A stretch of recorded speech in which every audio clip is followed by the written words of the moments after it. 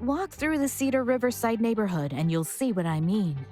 Every storefront has Somali writing. Every conversation is in Somali. The Carmel Mall, a massive indoor marketplace, looks like it was lifted straight from Mogadishu. But here's what makes this story remarkable. Minnesota is one of the coldest states in America. Somalia is one of the hottest countries on Earth. Minnesota was historically the most Scandinavian state in the nation. Over 30% of Minnesotans claim Norwegian or Swedish ancestry. So, how did Minneapolis, of all places, become America's Somali capital?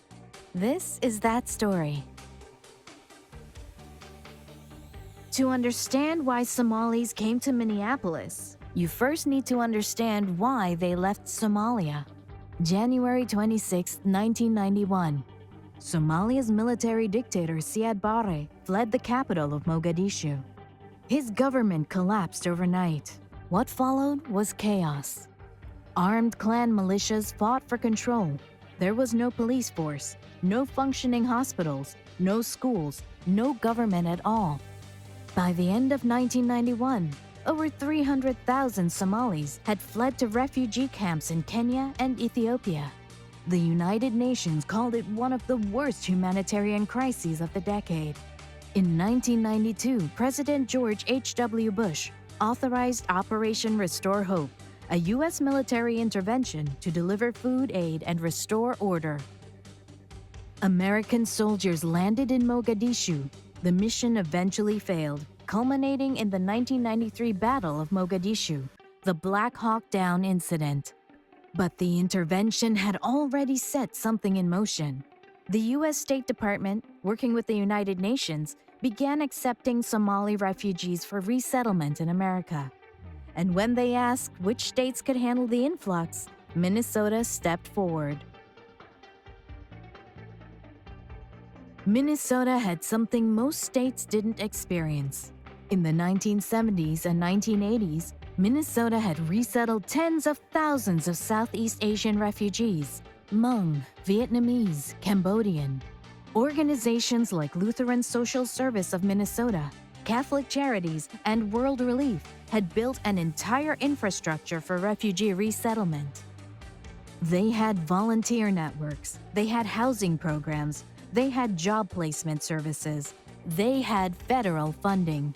So when the first Somali refugees arrived in 1993, Minnesota was ready. But resettlement alone doesn't explain why 30,000 Somalis ended up in Minneapolis. That's where the second part of the story begins. In 1994, a group of Somali men living in a small apartment in Minneapolis saw a job posting. A meatpacking plant in Marshall, Minnesota, about 150 miles southwest of Minneapolis, was hiring. No English required. Immediate start. They took the job. And then they did something crucial. They told other Somalis. In Somali culture, information spreads fast through clan and family networks. Word of mouth is everything. Within months, more Somalis were arriving in Minnesota for jobs. Not just in meatpacking, also in hospitality, warehouses, and food processing. These weren't glamorous jobs. They were hard physical labor, but they paid. And crucially, you could send money home to family members still in refugee camps. Jobs brought Somalis to Minnesota, but community kept them there. Once a few hundred Somalis established themselves in Minneapolis, something powerful happened.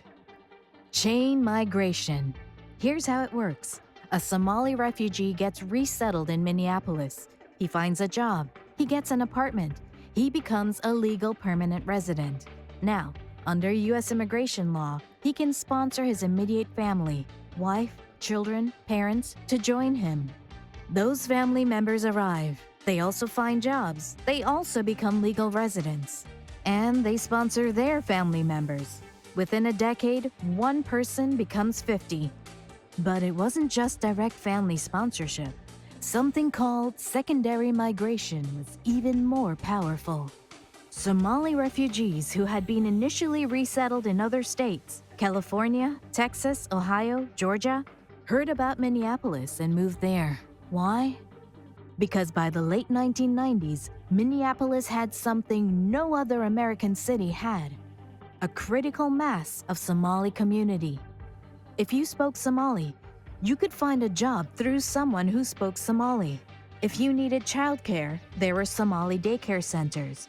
If you needed halal meat, there were Somali grocery stores. If you needed to send money home, there were Somali-owned money transfer businesses. By 2006, Minneapolis had over 600 Somali-owned businesses. The community had reached a tipping point. Today, Cedar Riverside is the heart of Somali Minneapolis.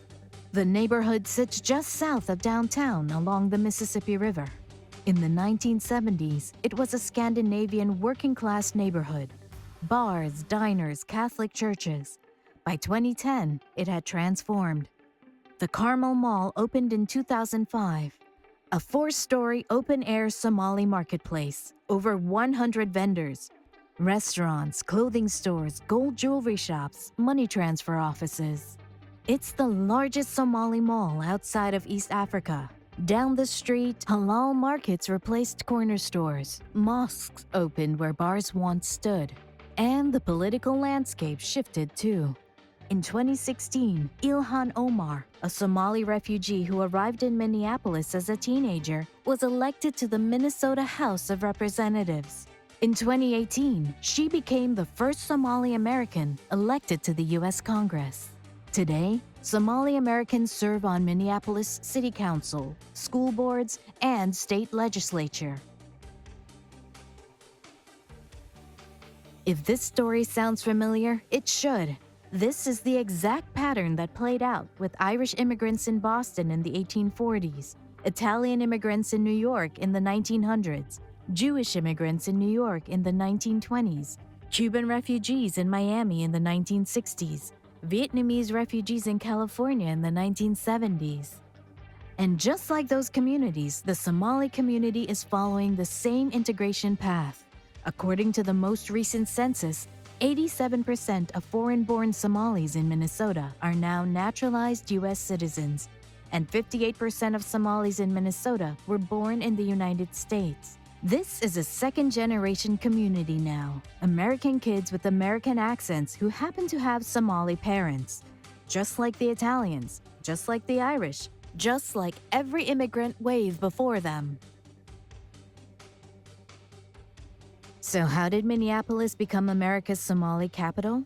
3 factors. First, Minnesota's refugee resettlement infrastructure was already in place from the 1970s and 80s. Second, jobs that didn't require English, meatpacking, hospitality, warehousing. Third, chain migration through family reunification and secondary migration from other states.